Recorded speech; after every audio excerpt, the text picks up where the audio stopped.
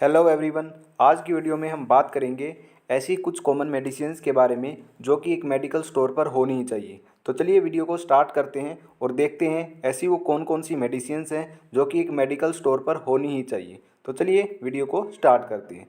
तो देखिए क्या है, सबसे पहली जो कैटेगरी है हमारी वो है फीवर यानी कि एंटीपायरेटिक, यानी कि बुखार में जो बुखार को उतारने के लिए मेडिसिन दी जाती है वो कौन कौन सी है। उसके अंदर आता है पैरासीटामोल। तो पैरासीटामोल सबसे बेस्ट मेडिसिन होती है बुखार के लिए। ये दोनों डोज में अवेलेबल है, 500 mg और 650 mg। और कुछ इसकी फेमस ब्रांड नेम है, जैसे पैरासिप है, ठीक है, सिप्ला कंपनी की आती है ये है। दूसरी है जैसे क्रोसिन है, ये भी क्या है बुखार के लिए होती है। अगर एक और फेमस ब्रांड नेम बताऊं तो जैसे डोलो नाम से भी आती है, ठीक है। अब ध्यान से देखिएगा, पैरासिप के अंदर तो साल्ट नेम पैरासीटामोल लिखा हुआ है, लेकिन क्रोसिन के अंदर कहीं भी पैरासीटामोल नहीं लिखा हुआ है। अब ऊपर ये देखिए, यहाँ पे ये साल्ट नेम लिखा हुआ है, ठीक है, यहाँ पे कहीं भी पैरासीटामोल नहीं है। यहाँ पे क्या है, एसिटामिनोफिन एंड कैफीन टैबलेट। अब इस ये क्या चक्कर है, ठीक है तो बुखार को उतारने के लिए, लेकिन पैरासीटामोल नहीं है।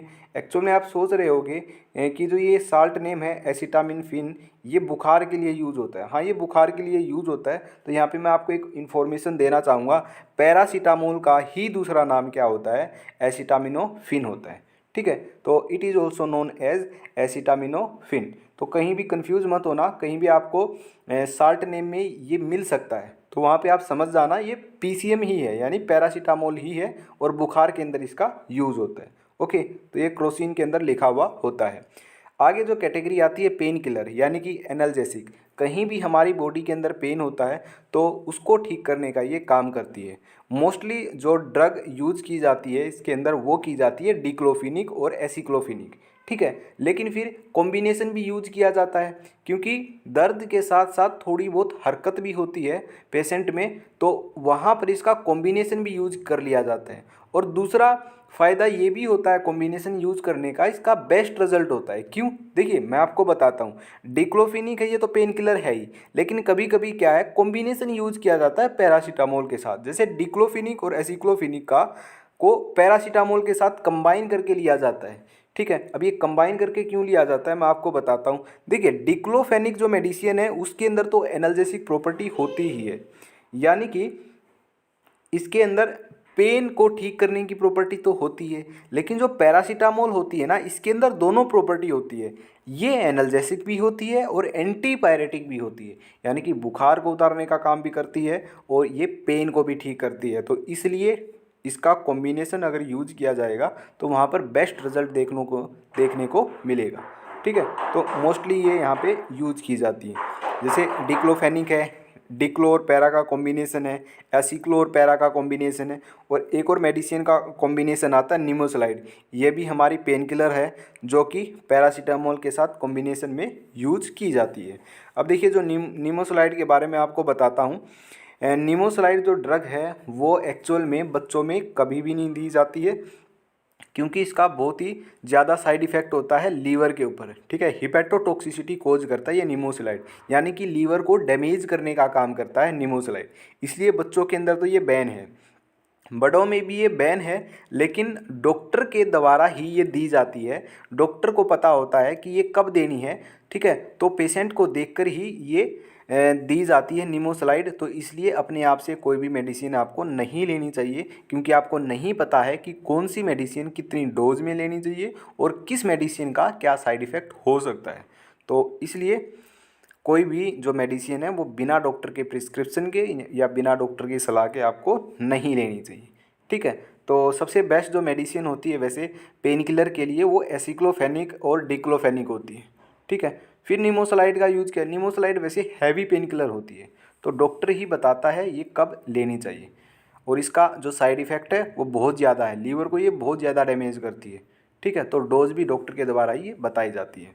ओके, तो देखिए यहाँ पे दिख रहा होगा आपको, वूनेक प्लस के नाम से है एक मेडिसिन, जिसके अंदर क्या है दो ड्रग का कॉम्बिनेशन है। एनाल्जेसिक के साथ साथ एंटीपायरेटिक और एनाल्जेसिक है, यानी कि डिक्लोफेनिक का जो कॉम्बिनेशन है वो पैरासीटामोल के साथ। तो इसको हम जनरली डिक्लोपैरा कॉम्बिनेशन के नाम से भी जानते हैं। आगे बात करते हैं आगे जो दिख रही है आपको वो है जेरडोल पी, ये ब्रांड नेम है और इसके अंदर दो मेडिसिन का कॉम्बिनेशन है, एसिक्लोफिनिक और पैरासीटामोल। एसिक्लोफिनिक 100 mg है और पैरासीटामोल 3 to 5 mg है। निमोसलाइड और पैरासीटामोल जैसे ये भी कॉम्बिनेशन है, लास्ट में मैंने आपको बताया था। आगे जो कैटेगरी आती है वो आती है स्टमक पेन, यानी कि अगर पेट में दर्द है तो कौन सी मेडिसिन होनी चाहिए। तो वहाँ पे दो मेडिसिन यूज की जाती हैं, एक तो यूज की जाती है डाइसाइक्लोमाइन और एक यूज की जाती है मेफ्टाल स्पास। मेफ्टाल स्पास के अंदर कॉम्बिनेशन होता है दो ड्रग्स का, मेफेनिक एसिड और डाइसाइक्लोमाइन का। तो डाइसाइक्लोमाइन तो पेट दर्द के लिए ही है ही, और मेफेनिक एसिड है, ये भी दर्द को ठीक करती है। यानी कि मेफेनिक एसिड के अंदर भी दोनों प्रॉपर्टी होती है, एनाल्जेसिक भी और एंटीपायरेटिक भी, यानी कि बुखार में उतारने के लिए, बुखार को उतारने के लिए भी इसका यूज होता है। तो जो ज़्यादा प्रॉपर्टी है, ज़्यादा ये काम करती है मेफेनिक एसिड, वो है एंटीपायरेटिक। लेकिन इसके साथ साथ इसके अंदर एनाल्जेसिक प्रॉपर्टी है, इसलिए कॉम्बिनेशन में इसका यूज कर लिया जाता है, बेस्ट रिजल्ट आता है इसे। ठीक है, तो मेफ्टाल स्पास में मोस्टली मेडिकल स्टोर पर आपको क्या मिलेगा, मेफ्टाल स्पास के नाम से ये मिलेगी। और अगर गवर्नमेंट मेडिकल की बात करूँ तो वहाँ पे डाइसाइक्लोमाइन आपको मिल जाएगी। ठीक है, वहाँ पे कॉम्बिनेशन नहीं मिलेगा, तो वहाँ पे डाइसाइक्लोमाइन आपको मिल जाएगी। तो ये जो मेफ्टाल स्पास है ये बाहर मेडिकल स्टोर पर ही मिलती है, गवर्नमेंट के अंदर, गवर्नमेंट मेडिकल के अंदर ये नहीं देखने को मिलती है। नेक्स्ट जो हमारी कैटेगरी आती है, अगर आपके पेट में जलन है, स्टोमक इरिटेशन है, तो पेट में जलन है तो वहाँ पे एंटासिड लिए जाते हैं, जैसे डाइजीन सिरप है, ये बहुत ही ज़्यादा फेमस क्या है, सिरप है, जो कि अगर पेट में जलन है तो वहाँ पे ये लिया जाता है। तो आपको दिख रहा होगा डाइजीन नाम से है। ओके, तो ये वैसे डॉक्टर बताता है कि कितनी डोज लेनी चाहिए, जितने भी ये एंटासिड होते हैं ये अपने आप से नहीं लेने चाहिए। ऐसा नहीं है कि हर रोज़ आपको पेट में जलन हो रही है, हर रोज़ आप कितनी भी डोज अपने आप से ले रहे हो, तो बहुत ज़्यादा नुकसान पहुँचाते हैं आपकी बॉडी के अंदर। ठीक है, तो आगे देखिए, आगे आती है वोमिटिंग और गैस। ठीक है, अगर आप उल्टी है तो वहाँ पे कौन सी यूज की जाती है, उल्टी के अंदर यूज की जाती है ओंडेनसेट्रोन एंड डोमपेरिडोन, ये दो मेडिसिन है जो यूज की जाती हैं। और अगर गैस है किसी पेशेंट को तो वहाँ पे यूज की जाती है रेनिटिडीन एंड पेंटोप्रेजोल। तो पेंटोप्रेजोल का ये कैप्सूल आता है और रेनिटिडीन की यहाँ पे टैबलेट आती है। अब क्या होता है मैं आपको बताता हूँ, रेनिटिडीन जो होती है ना, इसके अंदर क्या देखने को मिला कि इसके बहुत ज़्यादा साइड इफ़ेक्ट ये कोज कर देती है अगर ये हर रोज़ किसी पेशेंट के द्वारा रेगुलरली ली जा रही है। ठीक है, तो रेनिटिडिन ऐसा नहीं है कि अपने आप लोगे। तो एक्चुअल में क्या है मैं आपको बताता हूँ, एक स्टडी के अंदर दावा किया गया था कि रेनिटिडिन के अंदर कार्सिनोजेनिक है, मतलब कार्सिनोजेनिक प्रॉपर्टी पाई गई है, यानी कि ये कैंसर कोजिंग है। ठीक है, लेकिन कैंसर कोजिंग ये तभी हो सकती है जब बहुत ही ज़्यादा क्वांटिटी में हर रोज़ ये ली जा रही हो। ठीक है, वैसे अगर मैं आपको एक और पॉइंट बताऊं तो जैसे आप ये हैंड सैनिटाइज़र यूज़ कर रहे हो ना, अगर कोई व्यक्ति लगातार हर रोज़ हैंड सैनिटाइज़र यूज़ कर रहा है तो कई सालों के बाद भी वो कार्सिनोजेनिक इफेक्ट शो करता है। यानी कि जो हैंड सैनिटाइज़र है वो भी कार्सिनोजेनिक है, यानी वो भी कैंसर कोज कर सकता है। लेकिन इसका जो रिजल्ट है वो बहुत कई सालों के बाद देखने को मिलता है हैंड सैनिटाइज़र का। ठीक है, और रेंटिडिन की बात करूँ तो इसके बारे में कुछ अभी तक मतलब कॉन्फर्मेशन नहीं है कि ये कार्सिनोजेनिक प्रॉपर्टी है, ये कैंसर कोज करती है, कब करती है, ये भी मतलब प्रॉपर स्टडी नहीं है। लेकिन फिर भी कोई भी मेडिसिन, बार बार मैं आपको कह रहा हूँ, कोई भी मेडिसिन आपको अपने आप से नहीं लेनी है, अपने आप लेने लग जाओ कितनी भी डोज, ठीक है, कितनी भी बार, तो ऐसा नहीं करना है। ठीक है, ये है कि कभी कभार आपने ले ली तो चल जाएगा, लेकिन बिना डॉक्टर के परमिशन के आपको नहीं लेनी। तो ये है थी वोमिटिंग और गैस के लिए। ठीक है, नेक्स्ट जो कैटेगरी आती है वो है एंटी एलर्जिक। एंटी एलर्जिक के अंदर यानी कि कहीं पे एलर्जी है या फिर किसी कीड़े ने काट लिया है, ठीक है, तो वहाँ पे इन मेडिसिन का यूज किया जाता है।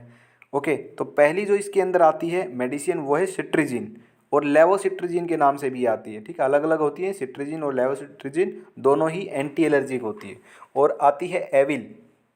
एविल बहुत ही फेमस ब्रांड नेम है, इसके अंदर जो साल्ट होता है वो होता है फिनेरमाइन, जो कि आपको यहाँ पे दिख रहा होगा फिनेरमाइन मेलेट। तो ये दोनों ही जो मेडिसिन है ये यूज़ की जाती हैं कहाँ, एलर्जी के अंदर यूज की जाती है।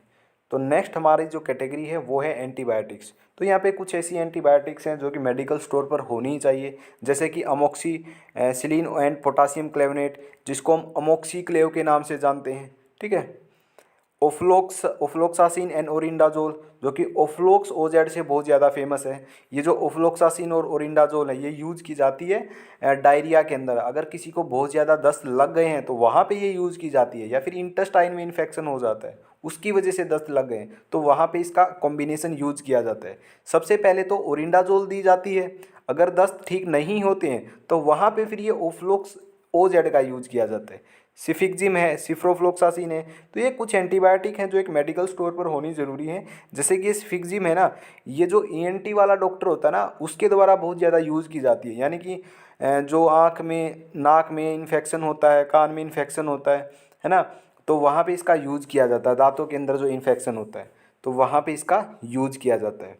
ठीक है, तो ये कुछ कॉमन मेडिसिन्स है, कॉमन एंटीबायोटिक है जो एक मेडिकल स्टोर पर होनी चाहिए। वैसे एंटीबायोटिक्स के बारे में एक अलग वीडियो बनाएंगे और वहाँ पे बिल्कुल डिटेल में डिस्कस करेंगे कि हर एक एंटीबायोटिक का क्या यूज है। तो यहाँ पर आपको सिर्फ यही पता होना चाहिए कि ये कॉमन मेडिसिन्स है जो एक मेडिकल स्टोर पर होना ज़रूरी है। ठीक है, तो कुछ अदर मेडिसिन्स भी हैं जो होनी चाहिए। ठीक है, जिसमें कैटेगरी नहीं बनाई है। जैसे कॉन्स्टिपेशन के लिए की बात करूं, अगर एडल्ट के अंदर कॉन्स्टिपेशन है, यानी कि जो एडल्ट है उसको अच्छे तरीके से क्या है वो फ्रेश नहीं होया जा रहा है, ठीक है, तो वहाँ पे एनीमा यूज़ किया जाता है। तो एनीमा होना चाहिए मेडिकल स्टोर पर, ये कॉन्स्टिपेशन में यूज़ किया जाता है। और ग्लिसरीन सपोजिटोरी ये होनी चाहिए, और ये भी कॉन्स्टिपेशन में यूज की जाती है। जो ये एनीमा है ये एडल्ट के अंदर यूज किया जाएगा, और जो ग्लिसरीन सपोजिटोरी है ये बच्चों के अंदर यूज की जाएगी। और ये जो ग्लिसरीन सपोजिटोरी है ये हमेशा फ्रीज में रखी जाती है। ठीक है, तो कहीं भी आप स्टोर पे जाओगे तो वहाँ पे फ्रीज में चेक करना, वहाँ पे ज़रूर मिलेगी। ठीक है, किसी भी मेडिकल स्टोर पर। नेक्स्ट है हमारा बी कॉम्प्लेक्स का कैप्सूल आता है, बिकासूल नाम से बहुत ज़्यादा फेमस है। ठीक है, तो अगर आपके मुंह में छाले हो गए हैं, माउथ अल्सर हो गया, तो वहाँ पे भी इसका यूज किया जाता है। नेक्स्ट जो मेडिसिन है वो है आइसोसोर्बाइड डाइनाइट्रेट। ये मेडिसिन भी बहुत ज़्यादा ज़रूरी है मेडिकल स्टोर पर रखनी, क्योंकि ये हार्ट अटैक किसको आ जाता है या फिर चेस्ट पेन है किसी को बहुत ज़्यादा, तो वहाँ पे इसका यूज किया जाता है। ठीक है, ये आइसोसोर्बाइड डाइनाइट्रेट जो ये मेडिसिन है ये जीभ के नीचे रखी जाती है। ठीक है, तो वहाँ पे ये फास्ट एक्शन है इसका। अगर ये जीभ के नीचे रखी जाती है तो वहाँ से ये एब्जॉर्ब हो जाती है। ठीक है, तो तब ये अपना एक्शन शो करती है, तो इसलिए इसका फास्ट एक्शन होता है। ओके, तो ये हमारी कुछ अदर मेडिसिन थी। जैसे मैं दिखाऊं, ये एनीमा की स्ट्रक्चर है, और ये आपको दिख रही होगी, ये हमारी स्पोजिटोरीज़ हैं, ग्लिसरीन स्पोजिटोरीज़ हैं जो फ्रीज में मिलेंगे आपको हमेशा। ठीक है, तो ये जैसे बिकासूल के कैप्सूल है, बी कॉम्प्लेक्स के जो माउथ अल्सर में यूज़ किए जाएंगे। ये आइसोसोर्बाइड डाइनाइट्रेट है जो कि हार्ट अटैक या चेस्ट पेन के अंदर यूज़ की जाएंगी। ठीक है, तो ये कुछ कॉमन मेडिसिन थी जो आज की वीडियो में हमने डिस्कस की हैं। आई होप आपको ये पता लगा होगा ऐसी कौन सी मेडिसिन्स हैं और जो मेडिकल स्टोर पर यूज़ की जाती हैं, आपको समझ भी आया होगा। तो आज की वीडियो में बस इतना ही, तो मिलते हैं नेक्स्ट वीडियो के अंदर।